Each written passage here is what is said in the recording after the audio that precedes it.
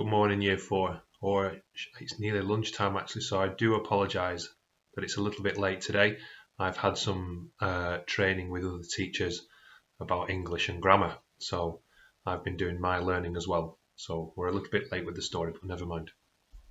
Okay, so they found a new home, haven't they? And we ended by Marty saying, keep your lucky key because it obviously is lucky. Okay, so we'll carry on. Henry's horrible hat hole. Big Black Jack knew it too, just as we did. We all knew we were coming home. He stepped out with a new heart, snorting in his excitement, all the while at the procession of creatures in front of him. Clearly size mattered to Big Black Jack when it came to kangaroos. The little Joey hopping alongside the lady on a horse wasn't a worry to him at all. Nothing worried him now. Nothing worried any of us. If we had been in hell at Cooper Station before, now we were riding into paradise. We were looking all the while for a house of some kind, but all we could see was trees and green paddocks, and beyond them in the winding river, and in the distance the bluest of mountains I'd ever seen. Suddenly there it was, a long, low shack of a place, a chimney at one end and a verandah all around. There was a pond nearby, which cackled with geese that came out to greet us as we arrived, followed by a flurry of hens and chicks. This was to turn out to be our home for the next 7 years, the first real home I ever had, the home of my childhood. And I've been grateful all my life ever since to Ida and to those bushmen who brought us there, who must have sensed all along what we needed. She called it the Ark, and it didn't take much to see why. This place was alive with every conceivable domestic animal, goats, sheep, a couple of pigs, a mournful-looking donkey called Barnaby, 3 milk cows and their calves, and of course her entire family of wild creatures. The domestic animals all had names, but I only ever remember Barnaby and a cow called Poogly, not a name that you can easily forget. She didn't give names to the wild ones, she said, because they were just passing through except for one. Henry was a wombat. Henry, she said, was probably still asleep and didn't much like strangers. He'd been with her for 7 years. He'd come and just stayed. He lived in a hole under the veranda steps and collected hats. In fact, he stole hats.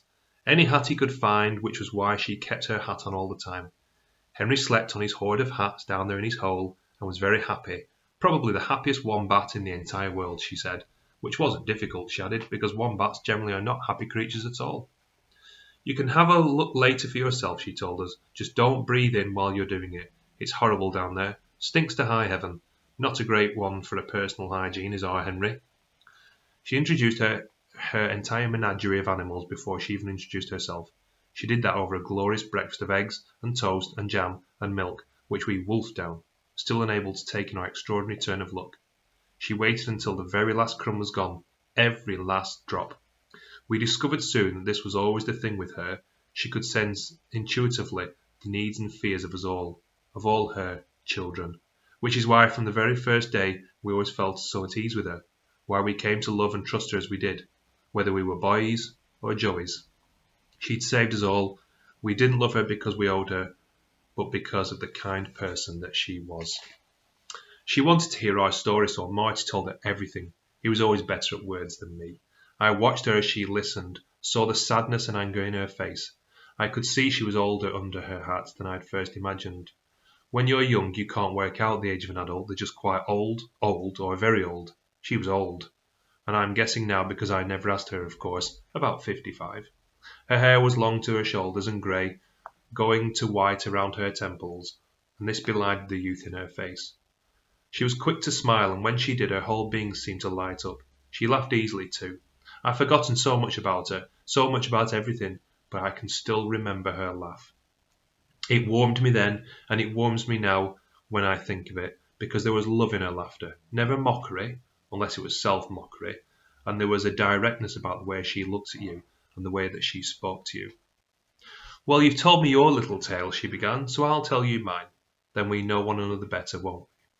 And so she told us who she was and what she was doing living there in the Ark with all her creatures around her, and Henry down his hat hole. We listened agog, because she was a wonderful storyteller. She could paint pictures in your head with words, and she could touch the heart of you too. Megs Malloy, that's me. Margaret, really, but Auntie Megs will be fine. Just call me that. Everyone does. I do a little of everything, a bit of farming, write a bit of poetry, love that.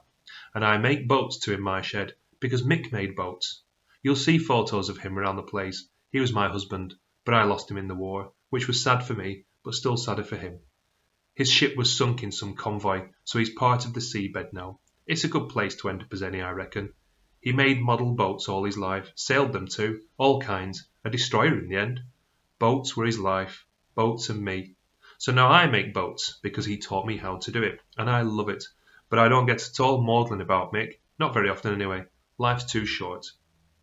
Besides, there's so much that needs to be done round here.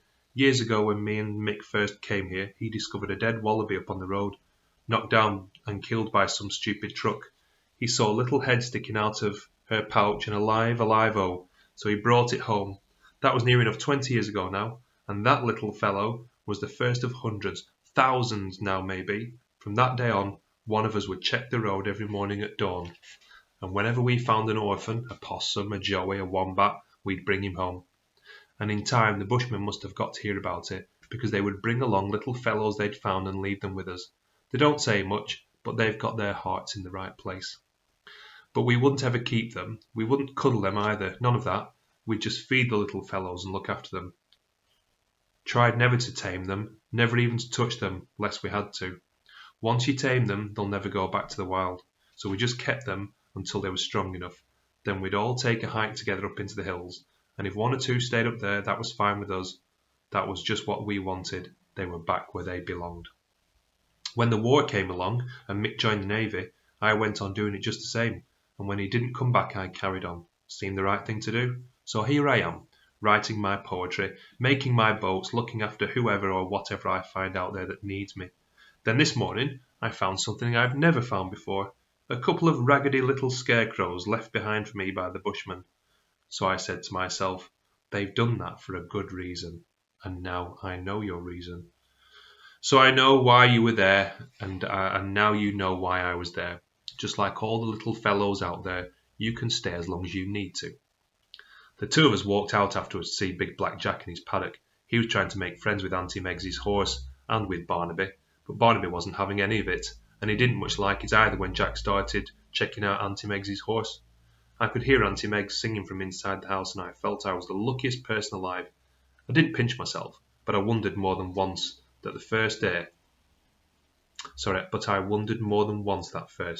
whether Marty and I were living inside some wonderful shared dream, that maybe we'd wake up and be back at Cooper's Station.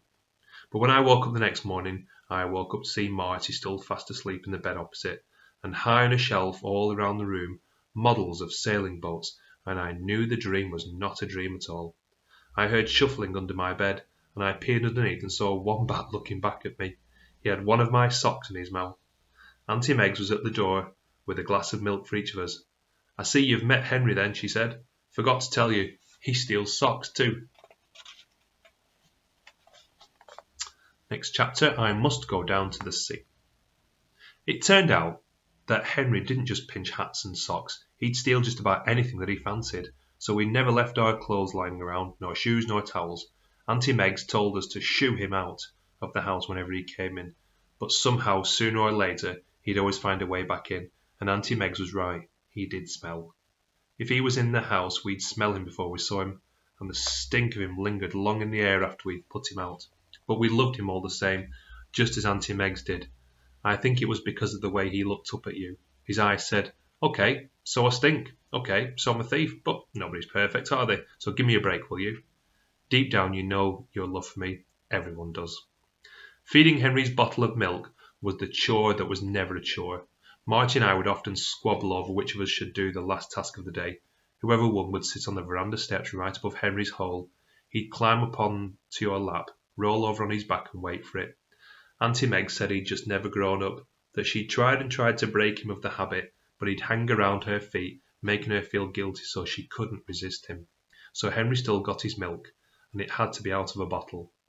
We did have tasks at the Ark. We milked the cows and the goats, learned to make butter and cheese. We chopped wood, fed the hens, got chased by the geese when we tried to shut them up in the cage. But now it was work we wanted to do, because we wanted to help out. and because both of us loved being with Auntie Megs. Our hands blistered, our backs ached, but we didn't mind. Every morning she'd take us down to the main road, a mile or so away, and we'd walk along the verges, one of us on the right, one of us on the left, looking for any casualties. Most days we'd find something, but more often than not they'd be dead already. But from time to time we'd get lucky. I remember the first time I discovered a Joey crouched trembling by the side of his dead mother. I couldn't contain my excitement and yelled for Auntie Megs, who came running over to pick him up. She was very strict about handling them. She never allowed us to feed them or handle them. If they were very small, she'd keep them for a while in a box by the stove in the kitchen. We could crouch over them and look, but not touch. But as soon as they were old enough, they'd live outside in the compound with the others. Marty and I would spend hours out there watching through the wire, but Auntie Megs was the only one allowed in, and she never talked to them, never stroked them, just fed them. She'd never let us come with her either when she went off for her rides into the bush, the orphan animals, her little fellows, trailing behind her. If we came, she said we'd only confuse them. There was no point in saving them at all, she insisted, unless they could be returned back to the wild again successfully. She made it perfectly clear that this wasn't an exercise in sentimentality, wasn't just to make herself feel good. It was to give them a second chance of life, a chance that they all deserved. It was a chance everyone deserved, she said, animals and people alike. Auntie Megs had a station wagon she kept in the farm shed, which was half the hen house and half a garage. And because the hens liked sitting in the station wagon, it was just about the messiest car I've ever seen in my life. But we loved it. Going into town 10 miles or so away was a real treat. She often sang when she was driving. She used to sing a lot. It made her feel happy, she said. She'd teach us all her songs and we'd sing along, all three of us making a dreadful racket, but we loved it. She knew all the words of all the verses of London Bridges Falling Down, which was more than I did before I met her. We didn't go into town often, just once a week or so. She'd stride down the street in her straw hat, and we'd follow along behind. Everyone knew her, and she knew everyone. They were all rather cautious about us at first. She didn't explain who we were or where we'd come from. She just said we were her boys, and that was that. And it was true. We were her children. She was our mother, the only mother we'd ever known anyway. It was on the first of those trips into town that she took us into the police station. She'd been thinking, she told us on the drive, and it was time someone did something about it. She wouldn't say anything else. She just led us up to the desk and said we had to tell the sergeant right there and then all about Cooper Station, everything we'd told her. So we did. The policeman wrote it all down and shook his head a lot while doing it. Auntie Megs told us sometime later that the place had been closed down, that all the children had been found other homes to go to. I was pleased about that. I was cock-a-hoop that Piggy wouldn't be beating any more children, but most of all I was very sad for Ida. I remember feeling that I really didn't want to know anything to do with that place. I wanted to forget about it. Just the name, Cooper Station, was enough to make me think about it, and I didn't want to have to think about it ever again. But what you want to think about isn't necessarily what you do think about. The truth is that the memories of all that happened at Cooper Station have come back to haunt me all of my life. Even during those happy years we spent with Auntie Megs, they were happy because I was close then, as I'd ever felt to feeling carefree. I know when I'd read what I've just written that it sounds as if I'm wallowing in nostalgia, making an idol of the Ark. It's difficult not to.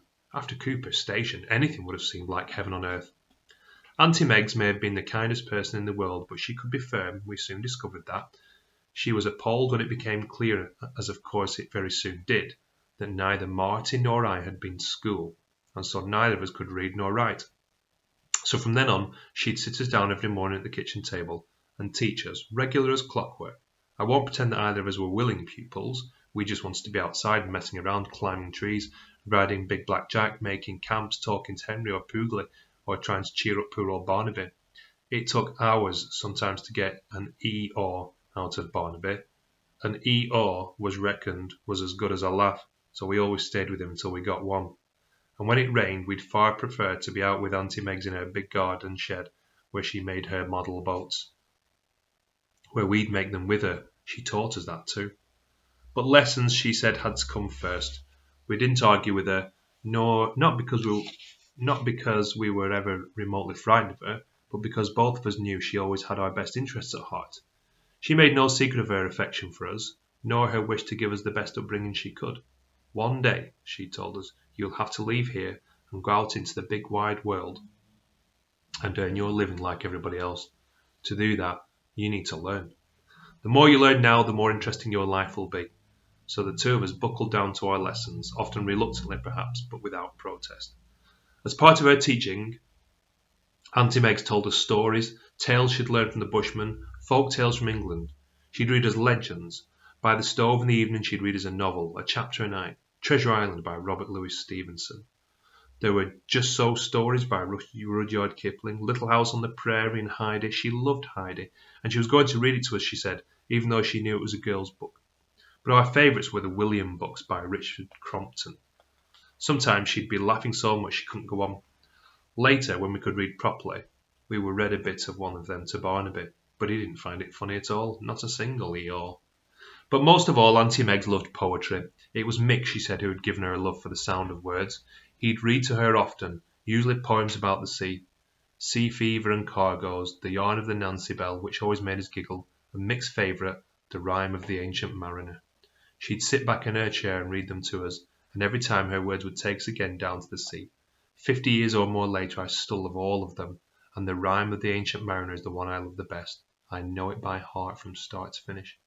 Every time I read it, and I read it often, I can hear her voice in my head. She wrote her own poems, too, she told us, but that she did it in private, and however much we badgered her to read them to us, she never did.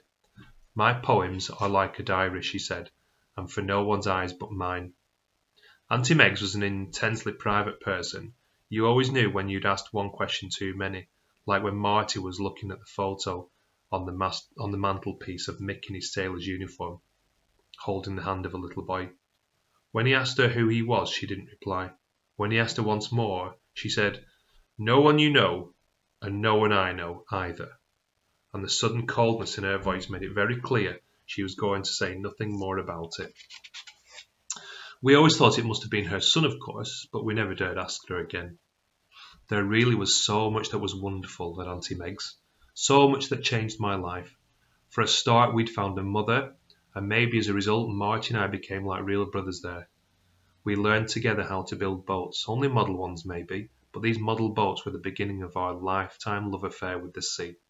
We'd listen to Auntie Meggs reading her sea poems and talk long into the night about how we were both going to sea and be sailors like Mick had been, and I learned the Ancient Mariner by heart and recited it for Auntie Meggs on her birthday. She listened with her eyes closed, and when they opened after I'd finished, they were full of tears and full of love. Marty said it wasn't bad, but that I'd made a mistake and left out a verse. So I threw a cushion at him and he threw one back. We both missed, and then all three of us were laughing.